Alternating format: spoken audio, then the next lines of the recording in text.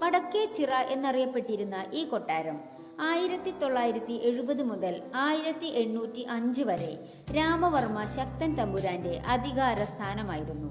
കൊച്ചി രാജവംശത്തിന്റെ സുവർണകാലം എന്നാണ് ശക്തൻ തമ്പുരാന്റെ ഭരണകാലം അറിയപ്പെട്ടിരുന്നത്.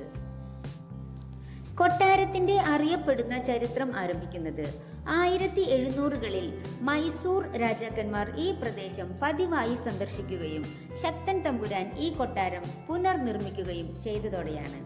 18ാം നൂറ്റാണ്ടിൽ ശക്തൻ തമ്പുരാൻ കൊട്ടാരം പുതുക്കി പണിയുന്നതിനു മുമ്പ് മലബാർ മേഖലയിലെ മൈസൂർ രാജാവായ ടിപ്പു സുൽത്താന്റെ അധിനിവേശ കാലത്ത് അദ്ദേഹം പല സമയങ്ങളിലും ഈ കൊട്ടാരത്തിൽ താമസിച്ചിരുന്നു.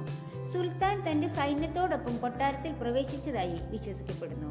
ശക്തൻ തമ്പുരാന്റെ ഭരണകാലത്ത് ബ്രിട്ടീഷുകാർ ഉൾപ്പെടെയുള്ള യൂറോപ്യൻ ശക്തികളുമായും മൈസൂർ, തിരുവിതാംകൂർ തുടങ്ങിയ അയൽ രാജ്യങ്ങളുമായും അദ്ദേഹം സൗഹാർദ്ദപരമായ ബന്ധം പുലർത്തുകയും വ്യാപാരവും വിവര കൈമാറ്റവും അഭിവൃദ്ധിപ്പെടുത്തുകയും ചെയ്തു. ഭരണപരവും നയതന്ത്രപരവുമായ കഴിവുകൾ രാജ്യത്തിന് പ്രശംസനീയമായ നേട്ടങ്ങൾക്ക് കാരണമായ ദീർഘവീക്ഷണമുള്ള ഭരണാധികാരിയായിരുന്നു ശക്തൻ തമ്പുരാൻ.